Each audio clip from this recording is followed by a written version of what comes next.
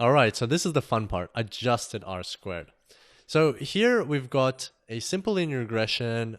We've talked about how the R squared is derived. So what the formula for R squared is, it's equals to 1 minus sum of squares of residuals divided by total sum of squares, where sum of squares of residuals is the sum of squares of the distances from the observations to your fitted line. So we don't see it here. That's your simple linear regression line that we fit onto our data, and the total sum of squares, we can see it here. So that's the total, the sum of the squares of those red lines we can see here. So the difference between your observations and the average. So basically R squared is telling us how well is your model fitted to the data, and in fact how much better is it fitted than the average line that you can just draw through your data very easily. So let's get rid of all of that and put our R squared formula on the left for a second. Now, we talked about R squared for a simple linear regression.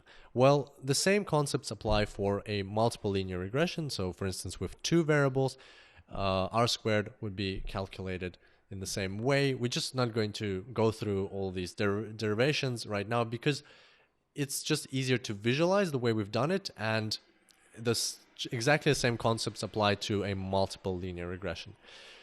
And still, so what that means is that the all ordinary least squares method is used, and the best fitting multiple linear regression is the one that has the least sum of squares of residual. So you're trying to minimize the sum of squares of residual. And why am I bringing that up? Well, we'll need that in a second. So we want to use R squared, as we discussed, as a goodness of a fit parameter. So the bigger it is, the better. The closer it is to 1, the better your model. And that's awesome. We can totally try doing that, but there is one problem. And the problem is, or starts to occur, when you add more variables to your model. So here you can see we've got two variables in our multiple linear regression. What will happen if we add a third variable to our model? Think of it as an example. Let's look at that example with salary. So your salary equals to a constant 30,000 plus 10,000 times the years of experience, plus, for instance, B2 could be a constant coefficient times the number of qualifications you have, and I don't know, B3 could be how much money you brought the company in the previous year. So if you're a salesman, for instance, so a coefficient times the amount of dollars that you brought the company in the previous year, something like that. So you can keep adding on variables that you think are actually impacting the outcome, so are impacting the dependent variable, and you want to fit a model and see if it's better or not. So in this case, we're adding a third variable. We already have a model with two variables and it works okay. And now we want to add a third variable and see if maybe using the third variable, we can fit our model even better. So we can create an even better model with three variables.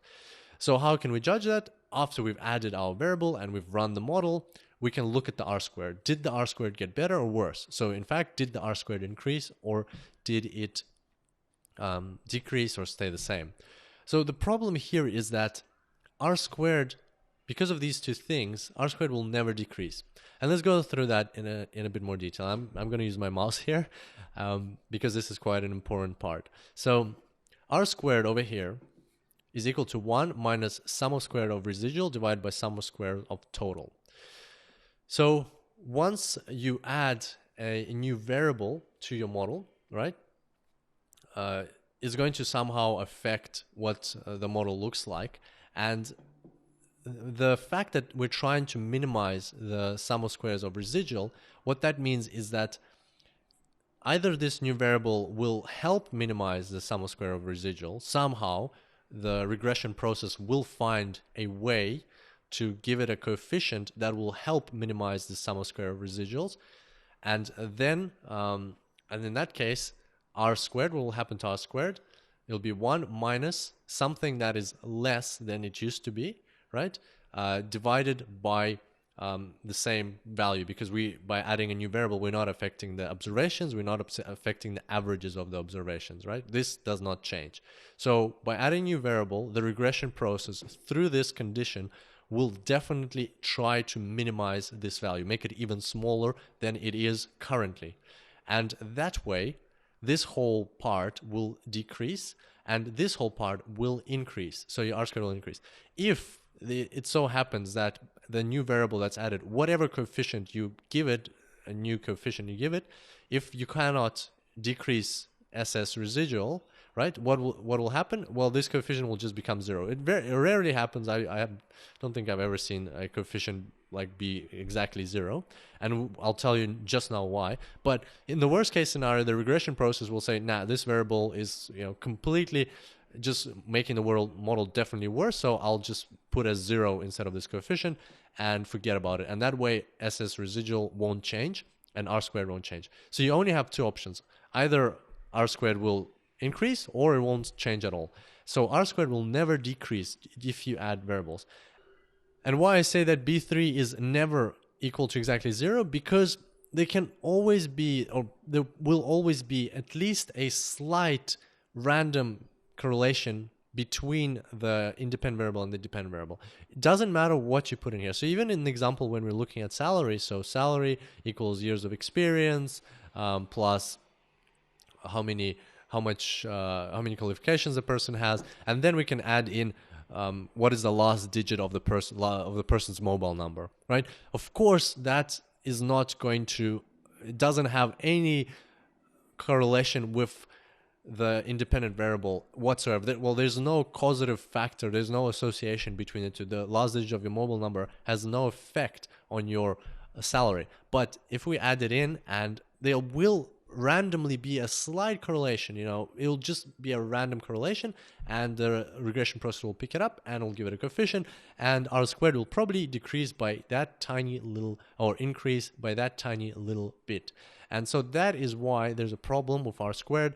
You can add variables and you will not know if those variables are helping your model or if they're not helping, because your R squared is biased. It's basically always increasing regardless of the actual improvement or non-improvement in fit. So we got to come up with a different parameter to measure goodness of fit, and that is where adjusted R squared comes in.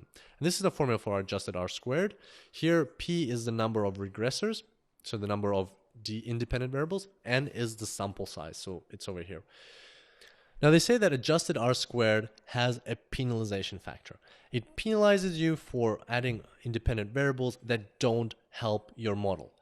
And let's talk about that. That's the important bit about adjusted R squared. So P is the number of independent variables. Let's look at P. P here is in the bottom, in the denominator. That means that when P increases, when you increase the number of independent variables, this whole part decreases. And when this whole part decreases, the denominator decreases, the ratio increases.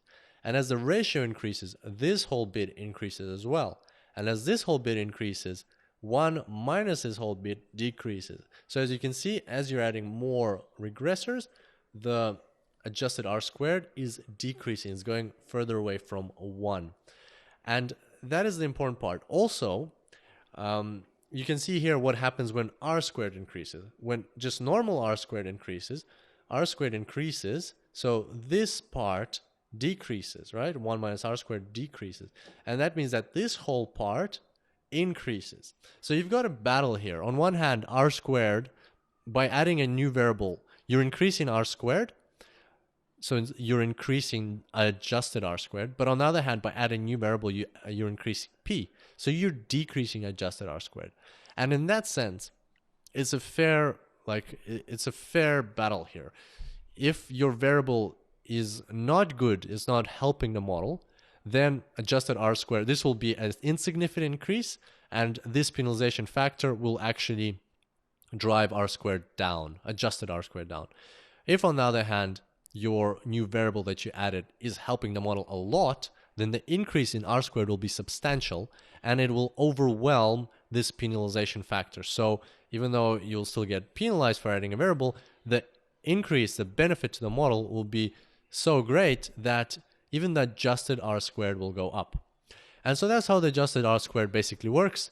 It's a very good metric. It helps you understand whether you're adding good variables to your model or not. And we'll be using adjusted R squared throughout this course to make sure our models are robust when we're building them.